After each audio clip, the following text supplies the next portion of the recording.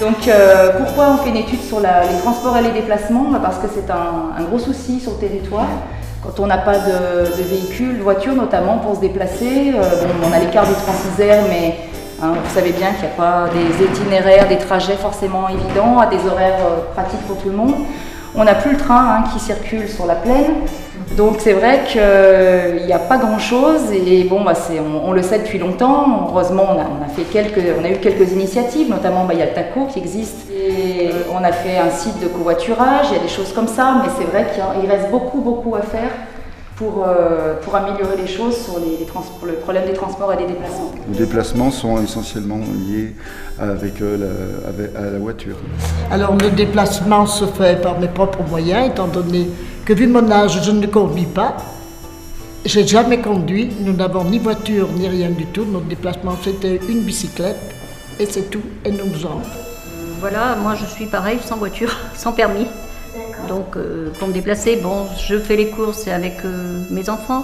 En principe, une fois par semaine, on est organisé à notre génération. Tout ça, mais un autre gros problème, c'est lorsqu'on a un rendez-vous chez un médecin ou un spécialiste, là les gens sont complètement dépourvus de tout.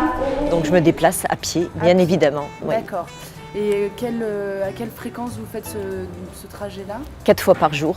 Déjà. 4 fois par jour. Ah oui. Pour aller sur mon lieu de travail. Sinon, lorsque j'ai besoin de ma voiture pour sortir de la côte, évidemment, je prends ma voiture. Pour quel motif, là, vous ne prenez pas votre voiture pour vous rendre à Grenoble? Eh bien, parce que je trouve que le car va très bien. Quand on voit l'essence, les péages, ça ne vaut pas le coup pour le prix. Et en plus, on se laisse monnaie. Et en plus, comment? On se laisse monnaie. Oui. On n'a pas de souci de la conduite. Donc on va vous distribuer des petits post-it et sur ces petits post-it vous allez pouvoir écrire tout ce que vous voulez sur vos besoins en termes de déplacement, de mobilité et puis vos difficultés aussi.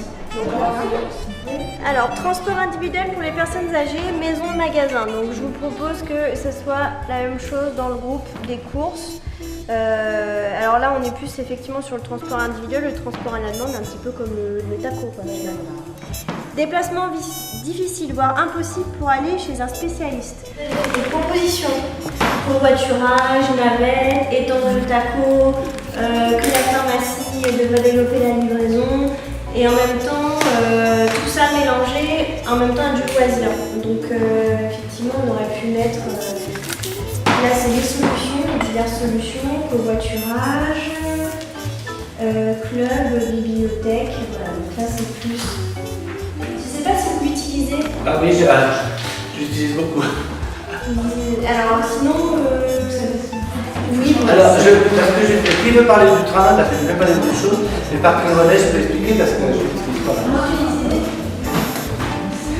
Alors le train, elle va la mettre en autopartage, c'est-à-dire qu'avec un abonnement, ou pas, ou une carte, ça dépend du système, vous vous inscrivez sur une liste, en mairie, etc. On vous délivre une carte et cette carte va vous permettre d'ouvrir la voiture et de prendre une clé, de prendre la clé de la voiture et de pouvoir utiliser la voiture tant que vous voulez.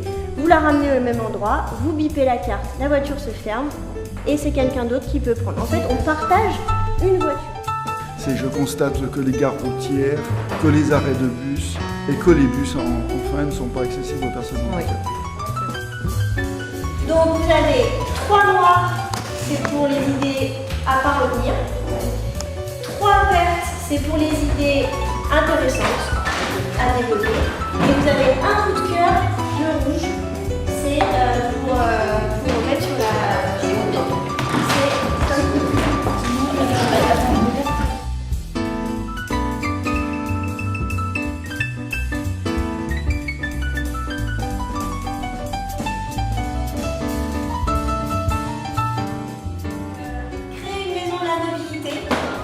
effectivement, c'est dans le sens d'informer sur ce qui existe, sur ce qui va se faire. J'ai l'impression que ça vous a quand même bien plu. Les solutions bien intéressantes, c'est quand même le covoiturage, ce qui ressort. Développer le transport du TACO, c'est aussi quelque chose qui ressort bien. Le schéma cyclable dont je vous parlais tout à l'heure, effectivement pour faciliter